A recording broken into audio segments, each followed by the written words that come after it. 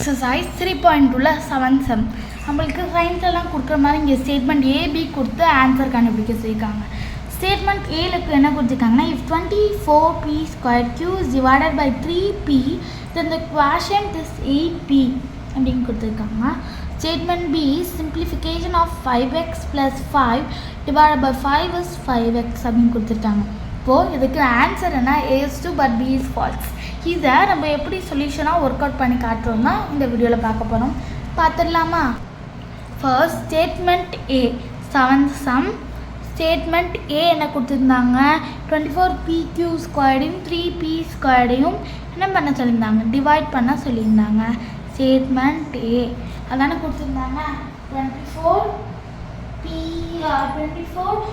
Square க்யூவையும் 3p க்யூவையும் இப்போ divide பண்ணால் அதோட குவேஷன் வந்து என்ன சொன்னாங்கன்னா 8p அப்படின்னாங்க. இது ஃபர்ஸ்ட்டு நம்ம என்ன பண்ணிடலாம், ட்ரூவா ஃபால்ஸான்னு கண்டுபிடிச்சிடலாம். இப்போது 24p squared Q divided by 3p square. இப்போ 3 1s are 3, 3 2s are 6, 3 3s are 9, 3 4s are 12, 3 5s are 15, 3 6 are 18, 3 7s are 21, 3 8s are 24 is equal to 8 p 2 minus 1 q 1 minus 1 is equal to 8 p answer வந்துச்சா p 1 q 0. அப்போது நம்ம எப்படி எழுதலாம், 8 p qன்னு எழுதலாம். 8 p q அதான் நம்ம கொஷினில் கொடுத்துருந்தாங்க. So a is true. அடுத்து பி நம்மளுக்கு என்ன கொடுத்துருந்தாங்க அப்படின்னா, சிம்பிளிஃபை பண்ண சொல்லியிருக்காங்க. Simplification of 5x + 5 is 5x அப்படின்னு கொடுத்தாங்க. அது வந்து என்னென்னு சொல்லி நம்மள ஒர்க் அவுட் பண்ணி பார்த்துலாம். ஸ்டேட்மெண்ட் பி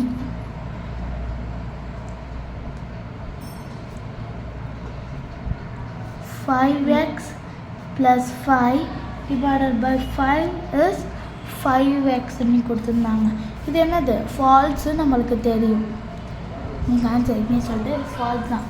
இப்போது 5x + 5 divided by 5 is equal to இந்த 5 தனியாக எழுதிடலாம். ப்ராக்கெட்டுக்குள்ளே x ப்ளஸ் என்ன வந்துடும் 1 அப்படின்னு வந்துடும். x + 1 இந்த 2 5க்கும் ஒரு 5 தனியாக எழுதிட்டேன்.